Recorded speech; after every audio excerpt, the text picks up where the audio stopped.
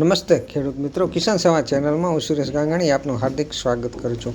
ખેડૂત મિત્રો, જે કપાસ છે એનું ઉત્પાદન વધારવા માટે સરકાર છે એક યોજના લાવી છે। જે કપાસ વાવેતર કરે છે તેમના માટેની યોજના છે। શું છે વિગત, આવો આપણે આ વિડીયોમાં આગળ જોઈએ।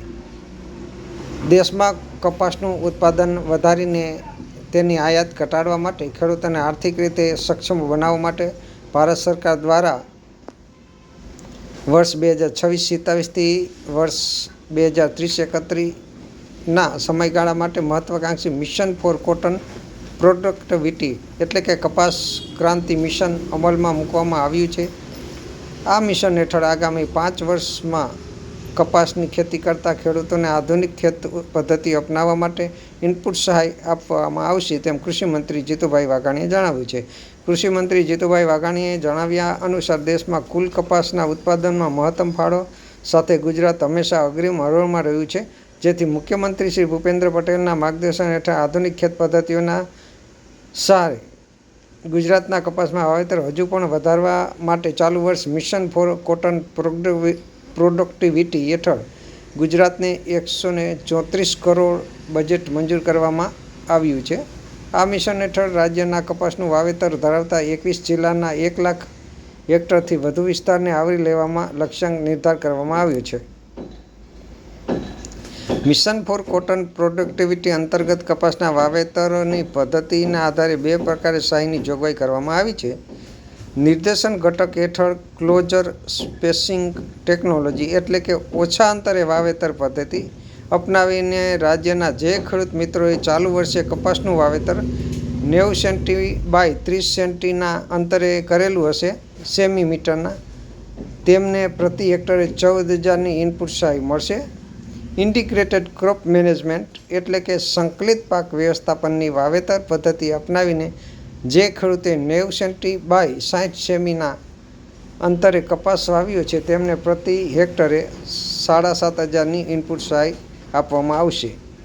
આ યોજનાનો લાભ એક ખેડૂતને 1 વર્ષમાં વધુમાં વધુ 2 હેક્ટરની મર્યાદામાં મળી શકશે। આ મિશન હેઠળ સહાય મેળવવા માટે ખેડૂતોએ સરકાર માન્ય કે પ્રમાણિત કરેલ કપાસની જાતો અથવા મંજૂર થયેલી બીટી કપાસ બિયારણનું વાવેતર કરેલું હોવું જોઈએ, તેમજ ખેડૂતોએ ફાર્મર રજિસ્ટ્રી પણ કરાવેલ હોવું જરૂરી છે। કપાસના વાવેતરમાં નવી પદ્ધતિ અપનાવીને રાજ્યના ખેડૂત સારું ઉત્પાદન મેળવી શકે તે માટે વર્ષ દરમિયાન ખાસ તાલીમ કાર્યક્રમનું પણ આયોજન કરવામાં આવશે।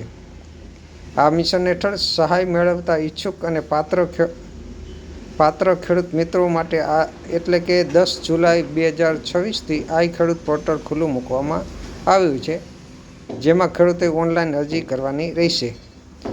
ચાલુ સિઝનમાં રાજ્યના ખેડૂતે 90 બાય 30 સેન્ટીમીટર અથવા તો 90 બાય 60 સેન્ટીમીટરના અંતરે કપાસનું વાવેતર કર્યું હોય તેવા ખેડૂત મિત્રો તેમજ જે ખેડૂતે હજુ વાવેતર કરવાનું બાકી છે અને 90 બાય 30 સેન્ટીમીટર અથવા તો 90 બાય 60 સેમીના અંતરે કપાસનું વાવેતર કરવા માગે છે તેવા ખેડૂત મિત્રોએ સહાય મેળવવા માટે આઈ ખેડૂત પોર્ટલ પર અરજી કરવા કૃષિ મંત્રી જીતુ વાઘાણી દ્વારા અનુરોધ કરવામાં આવ્યો છે।